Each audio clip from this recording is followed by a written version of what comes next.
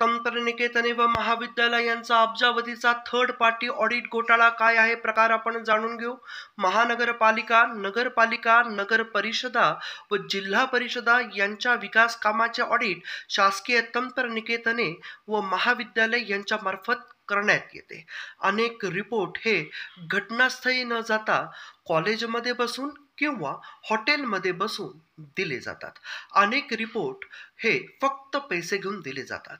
तसेच third party ऑडिटमधून येणारा महसूल ह्याचे वाटप देखील शासकीय नियमानुसार होत नाही। एवढेच काय तर शासकीय तंत्रनिकेतन सोलापूरचा महिलांवरती अत्याचार करणारा प्राचार्य देखील या कामात अग्रेसर असून 500 रिपोर्ट दिवसाला देतो। एवढेच काय शासकीय तंत्रनिकेतन कोल्हापूरचा RSS मय प्राचार्य देखील 1,83,000 RTI मध्ये मागतो।